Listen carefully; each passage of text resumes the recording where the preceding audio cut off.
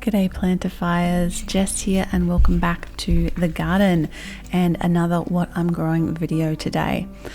So it is currently midwinter. We've just passed the winter solstice about a week ago and it's a super busy time in the garden for us. We've had so many projects going on this month and I'm going to show you some of them in today's video. We're going to look at what's growing, what I've been planting, and also the new garden that we're putting in. I'm going to give you a little sneaky peek at that.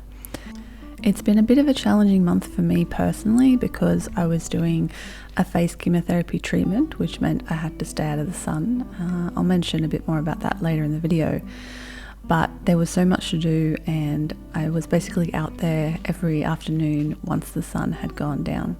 And of course, Alice was keeping me company as much as we allowed her to. So I've been planting a lot of things this month. I had some seedlings of my own to put in that I'd been nurturing. So I popped them into various little gaps in the garden. If you're new here, welcome. Make sure to subscribe if you want to see what I'm growing on a monthly basis here in the Australian subtropics. Speaking of eggplants, it is the middle of winter and my eggplants are fruiting. What is that about? As you can see, I plant in a polyculture style, so I like to put flowers and food and herbs all together. That is my preferred way of doing things, and I would call myself a slight chaos gardener in that I don't plan over much what goes with what. I try to avoid any really bad interactions, but generally I just put things where there's gaps. Now, this has been a little bit of an issue this month is aphids have been attacking our alliums. Our chives and our onions got attacked and hopefully I have rescued them, but we will see in the future, fingers crossed. A lot of brassicas going on. I'm trying decoys, no idea if they're going to work, but again, because I'm planting polyculture, I'm hoping that will help as well. We've got some broad beans, some strawberries which are going to start fruiting very soon. And of course, the staple of winter, which is all of the salad greens. We've been having a salad from our garden pretty much every single day for months now. We do have hot climate greens that we grow over the summer seasons, and when summer comes around, I'm going to do some videos on that. But I love this time of year because you get all the lettuces, you get the snow peas, the sugar snap peas, all of those delightful things that we cannot grow in summer here because it is just too hot. So it's a really nice time of year to have all that beautiful fresh greenery for salads every single day. We grow lettuces, various types of lettuces and various types of other greens as well. As you saw before, nasturtium is a big favorite of ours and we eat that every day. Parsley, this one's going to seed. I just let it go to seed because I want to help the pollinators and I want to collect seed from it, but it's still tasty as far as I'm concerned. The winged bean plant is still going strong. We eat the leaves and the pods from this, and you can eat them at various sizes, but we like to pick them when they're about this size because they haven't gotten woody yet. They're still nice and young and tender, and you can eat them fresh in your salads, which is really, really nice. Got this beautiful nasturtium that's come up from last year. Love this. I'm hoping I can save seed from it. And of course, Alice has to have her salad lunch every day as well when she's out there with us in the garden. So the tomatoes are growing strong. Very happy with the progress that they are making. These particular ones are in a really good spot. They get a lot of sun all day and it's quite a warm spot. And look, I have my very first Roma tomato, which I have netted very quickly because while fruit fly really shouldn't be an issue at this time of year, you never know. We've got a few little strawberries on this. I think this is an alpine strawberry. I bought it from the big green shed and they just said strawberry. And so unfortunately it looks like alpine. Down here in the vine garden, I've got all of my tomatoes in pots and I have more in grow bags and I have some in the ground. If you watched my video from a couple of months ago, maybe the May one, I'm not sure, where I showed you me planting all of these out, you can see that they've grown really well and I'm happy with their progress. I do need to fertilize these ones that are in the ground because I've been working on the soil here for a while, but it's still pretty poor and tomatoes are heavy feeders, so I'm going to have to give them some worm castings this week to make sure that they don't outgrow the nutrients. This cucumber vine or vines is a volunteer. It's growing in the middle of winter, people. And I literally chucked an overripe cucumber like in January behind the trellis onto this there's no nutrients. I don't know what it's growing in. It's just growing in basically accidental compost, but it's taken off and has grown. So bonus cucumbers for us, really. Another job this month has been some chop and dropping. And you can see my super awesome face cover hat thing here that I had to wear while I was doing this face treatment.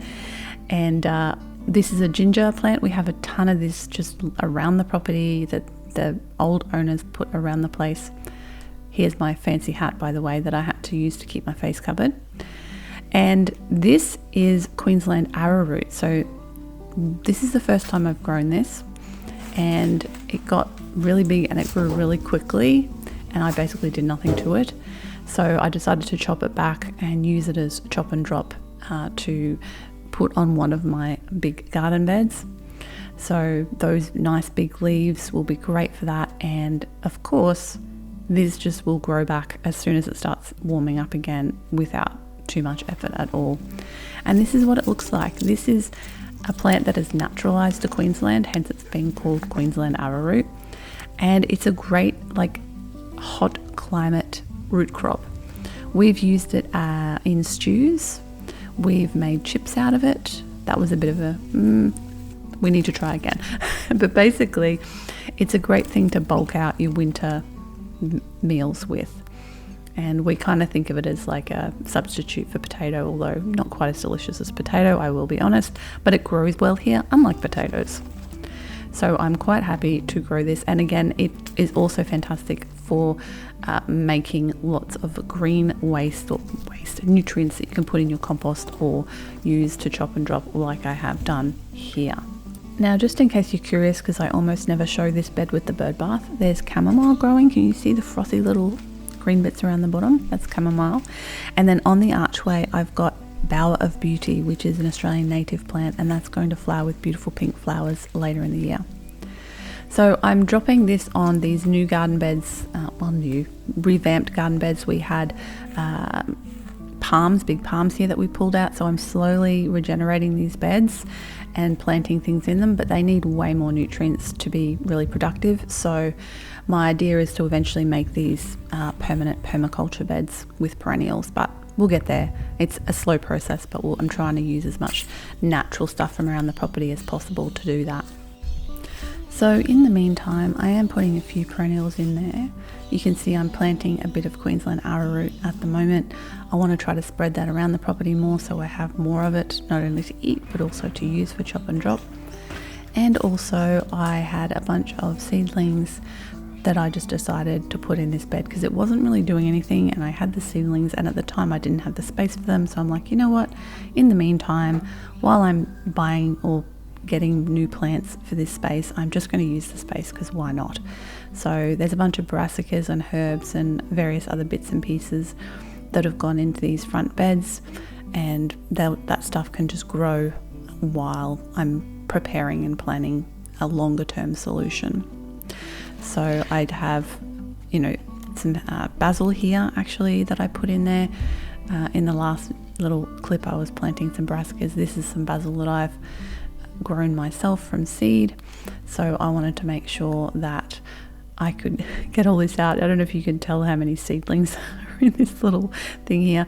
I'm really bad at potting on my seedlings. Like I put seeds in and then they grow and they all get big, and then I forget to put them on, and then I'm like, oh my god, I've got 10 basil plants, what am I going to do with them? And I better get them out before they just are completely stunted.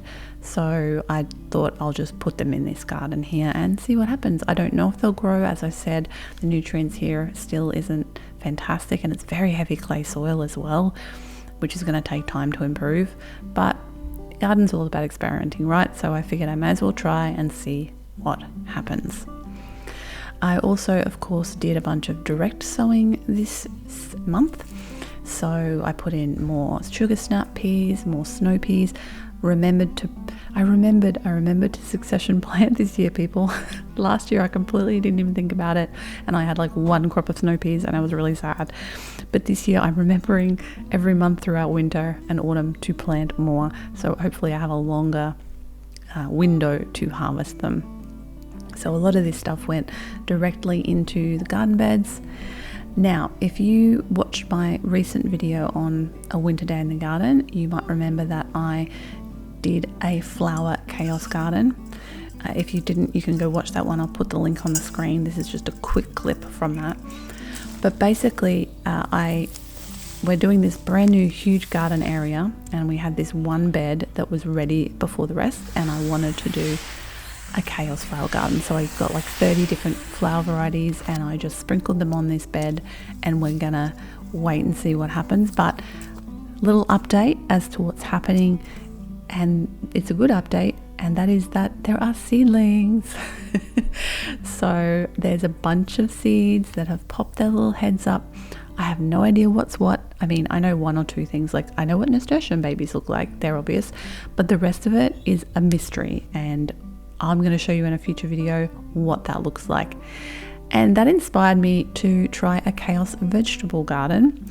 So it's going to be filled with winter veg like carrots and lettuce, turnips, as you can see here, parsnip, we've got some bunching onions, we've got some onions, some leek, various beetroot varieties, some spring onion that I saved from last year, some bush beans, obviously I'm not chaos sowing those, some more lettuce, and some radishes and daikon radish as well. So I was very excited to try this. I'm kind of breaking rules here, people. I am, the spacing rules, the don't plant carrots and parsnips together because they'll compete rules. I don't care. I'm just going crazy. I'm just seeing what happens, because I'm seeing a lot of people sharing like really densely planted gardens and how well that seems to work for them. So I want to try it. I want to see what happens. I want to experiment. And the nice thing about a lot of this stuff is you can pull it when it's young. Like the radishes will grow quickly and you can pull them out, and then that'll make space for the beetroot. That is my theory. Whether it works, I don't know. But that's why I want to try it. I want to see if this is actually a good way of planting, and if it actually works in my garden, because I just tend to find that with these sorts of things I don't get enough of them. So I want to try this. Now, I already had these nasturtiums growing in this bed, and they were like self-seeded from last year. There's two plants here, and there's one that I want to save seed from and the other that I don't. So I had to unravel them. Have you ever unraveled nasturtiums from each other?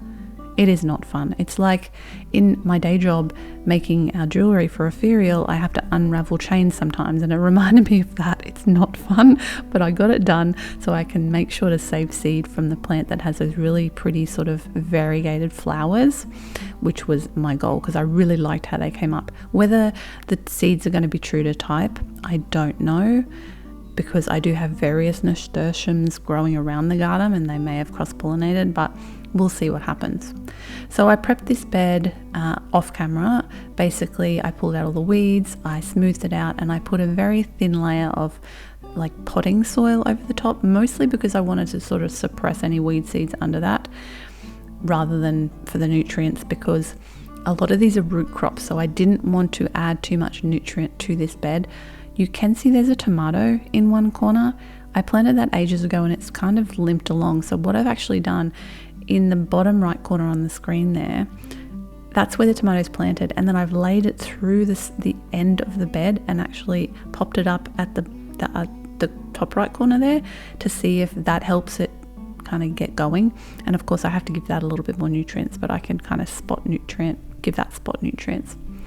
So I'm spreading out my lovely seeds here. As you can see, before I planted the bush beans across the front because I wanted to know where they were going to be, because you have to plant them deeper. But the rest I've just sprinkled randomly, and we'll see what happens. And of course I will report back in my future videos. So make sure to hit that subscribe button if you want to see what happens with my chaos garden, whether it's a success, whether it's a massive failure. Only time will tell. And then I've covered it with this netted curtain that I got at the op shop for like $2 to stop the seeds blowing away. You can see I pre-wet it as well so the seeds would stick, but also just to protect it and keep it a little bit moist while the seeds germinate. So we'll see what happens there. Now this is the brand new garden that I'm going to do some videos on in the next few weeks, which I'm very excited about, and it was super fun to make, and I'm going to show you the whole process. But today I'm just going to share my planting of green manure, because when we kind of got to this stage, I didn't have anything on hand to fill these beds with, and we could just let them sit there, but I'm like, I have a pack of green manure, I might as well use it. It's midwinter, it's a good time to get it in there. So I decided to do it on this big bed.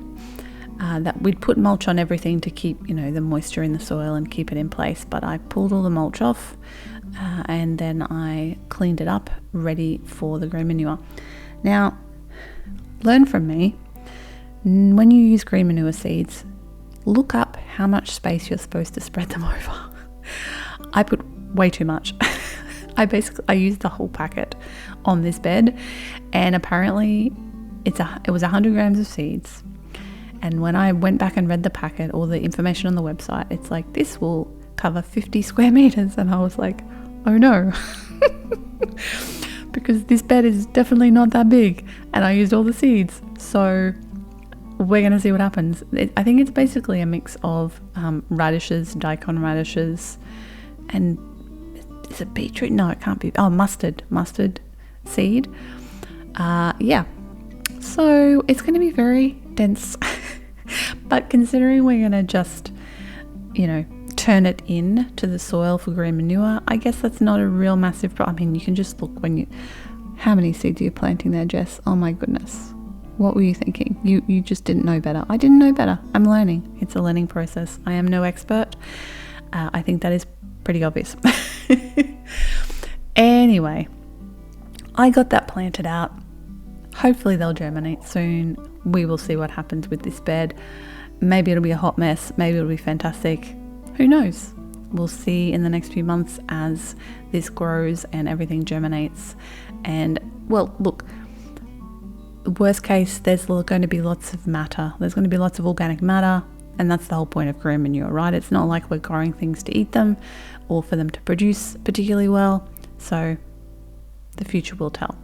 I raked it in just a little bit to kind of give some of the seeds a bit of cover, but I didn't want to like mess up the seeds too badly, so it was a pretty lightweight job.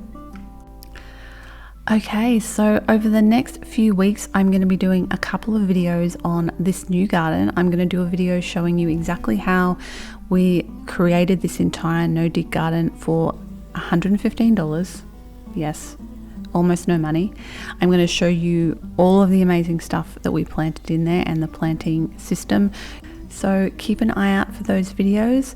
Give me a thumbs up if you enjoyed hanging out with me in the garden today, and let me know in the comments below if you have any questions about my garden, or of course any advice for this beginner gardener. And from Alice and myself, thank you so much for watching, and I hope to see you in the comment section of my next video. Have a wonderful week, and I'll see you next week when I share that video about how we made our very inexpensive, very massive no-dig garden.